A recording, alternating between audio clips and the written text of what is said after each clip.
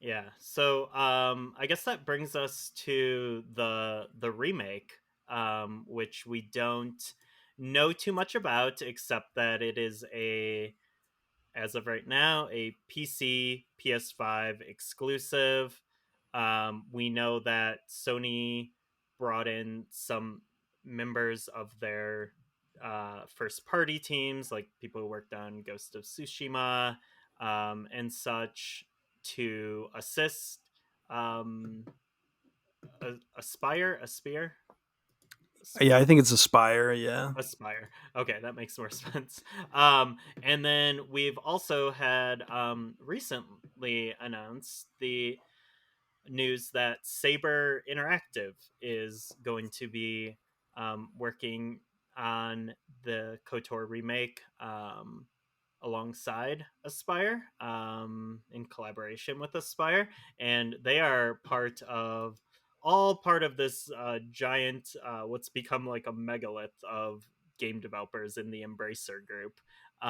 So they're, yeah, it's just a very interesting group of developers kind of coming together, and I would love to get the juicy deets on how all this came together, and specifically how it Hmm. came to be like a PS5 console exclusive. um Yeah, that was a big Especially, surprise. yeah, especially considering just the history of like Knights of the Old Republic on Xbox. Um Hmm. like it was, I would say, like one of the five defining games of the system. Yeah. And yeah, it's just a wild situation. I mean, it's cool. I mean, I'm glad we're getting a KOTOR remake, and I'm excited to see more of it when there's more to share. But Alex, you had some thoughts on Saber Interactive joining. Well, yeah. So I guess I wasn't super surprised to hear that name come up because they've kind of got a history as like a heavy hitter support studio, which kind of might have a negative connotation, which is not intended. But Hmm. basically, they've done a lot of the heavy lifting development work on the Master Chief Collection. And specifically, the Hmm. thing that you can point to is that they did the Halo 2 anniversary campaign remaster, Hmm. which, if that's indicative of the quality we can expect from their work on KOTOR, that's a really good thing because that is like Yeah. the mother of all sort of where they take a game and just put like a fresh coat of paint on it and fresh audio. Like the Halo 2 anniversary campaign is just gorgeous, Hmm. and it doesn't lose the spirit of the original like at all. And you look at a lot of these sort of remasters that come out and they're either like, you can barely tell that they've been changed, it's just sort of like upresed, or but that's Hmm. something where they took a 10-year-old game and just made it feel like so new again, but yet familiar. Really hard to get that balance right, and they did. So Yeah, and being able to switch between the two visual modes yeah, was wild as well, in both the original Halo anniversary Combat Evolved and Halo 2. Like that was, I would just constantly be flipping back and forth and being like, yeah, whoa. um yeah. yeah, so cool. Yeah, I think they did like most of the work on the Combat Evolved anniversary as well, but Nice. yeah, it's just like the second one is just like my favorite game ever, probably if I had to choose, Hmm. or top three Hmm. certainly. And obviously with the remake, we're talking about a very different sort of project where, them and Aspire are kind of building it from the ground up, and Hmm. they'll be changing things, to modernize it. I think that they're sounds like they're allergic to the turn-based combat because that's sort of old school now. Even Final Fantasy Hmm. VII remake did away with that. So, Hmm. but I'm not too brokenhearted. I'm over it. I've made peace with the fact that it's going to be different, but I think it's going to be gorgeous and have a lot of people working on it who really care about the original game. You know, Yeah. Yeah, I mean, that's that. As much as like I love turn-based combat. It broke my heart when I found out the Final Fantasy VII remake was going action based, despite like I love that game. Eventually, like I came Yeah. around to it. Yeah. But I mean, I would say even more so than Final Fantasy VII, the turn based combat in Knights of the Old Republic, both games, is extremely prohibitive to a lot of people who play video games, being so like firmly entrenched in like what third edition Dungeons and Dragons rules essentially. Mhm. um like just that era of D&D, which is just pretty pretty just inaccessible and obtuse. And there's, I mean, I was just reading our friend Neil's review of KOTOR 2, the Switch version, and he's like, if you're not familiar with these types of games, you're going to just be baffled why like your character is just missing constantly, and like why simple enemies are killing you quickly, um, and stuff like that. I think yeah, it's that kind of stuff is just a deal breaker for Mhm. people. Like if you hadn't, like I had been on the like BioWare trajectory, I had played the Baldur's Gate games and Icewind Dale games, and so like when KOTOR came around, I was like, oh yeah, I know this. Like, and I had played tabletop D&D, and I was like, this is fine, this is cool. But now we're like so far removed from that era, and like you know BioWare games are just totally different now. And yeah, I think it was just an unnecessary change that had to happen. And yeah, Mhm. it's nothing to be too upset about, because we also like they did the good thing and released remakes or remasters of the original game. So if you want to play Yeah. them in that way, you can on modern hardware. I still hope these remasters end up like it makes sense to put them on PS5, because Yeah. PS 5 is where the remake's going. But I guess you can play Mhm.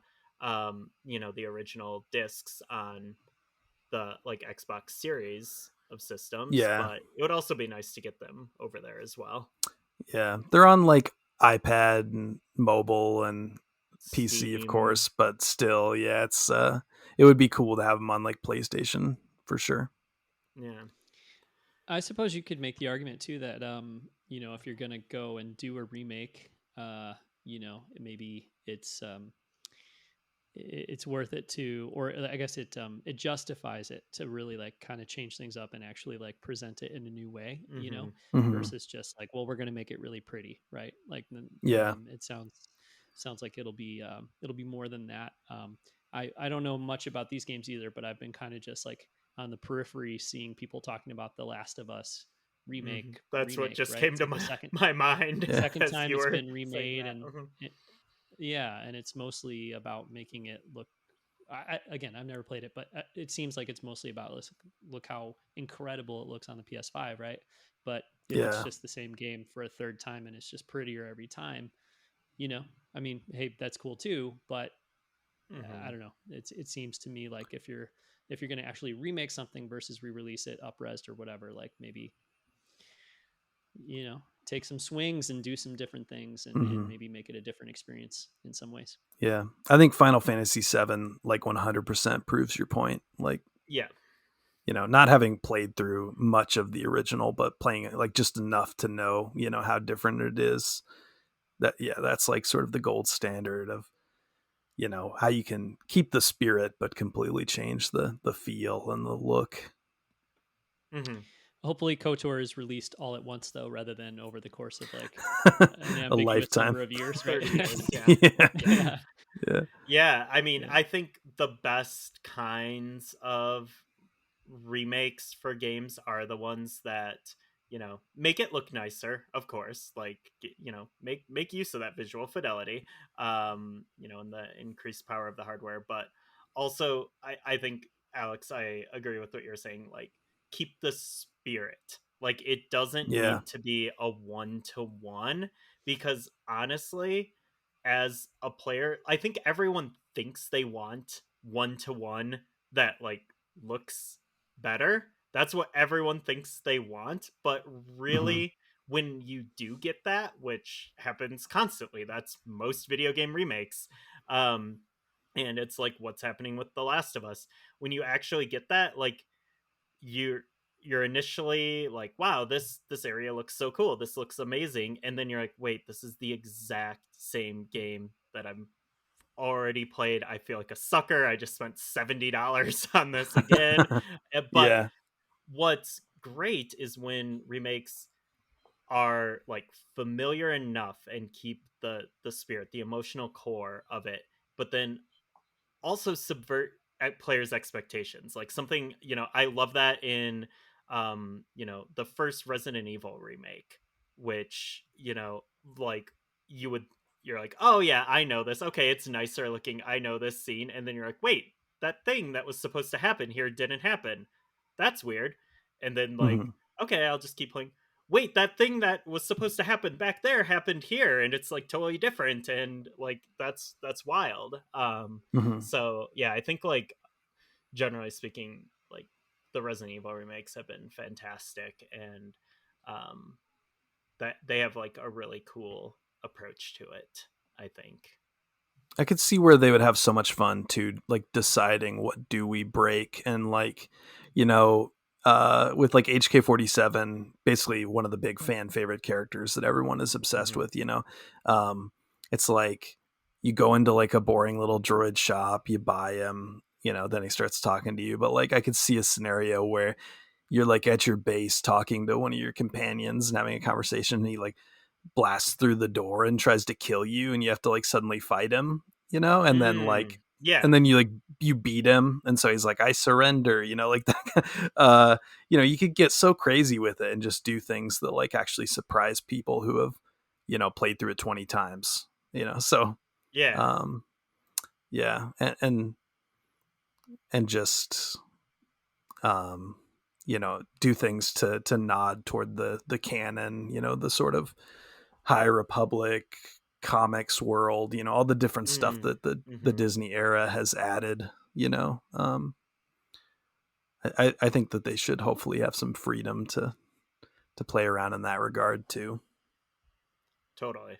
And there's also a few areas that I hope they can kind of maybe tighten a bit to make them maybe a little less annoying. I guess, like, I started a replay of KOTOR when I got my Xbox Series X. I just put in my original Xbox disc and I was like, whoa, this looks amazing, like, this is so Yeah, cool. And I was playing and I got up to what is it, Manan, yeah.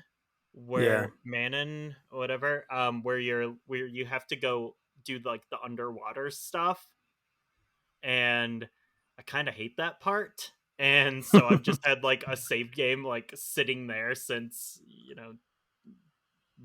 2020 or whatever. Um Yeah, and yeah, and I think, like, okay, you could probably streamline this bit a little better, make, you know m- move a little faster. there's some parts where you're in like an environment suit, like underwater and space in Yeah. KOTOR 2, and you're moving like so slowly. Like, definitely modern audiences are not going to enjoy that kind of thing. They want a little better pacing probably in some of the places.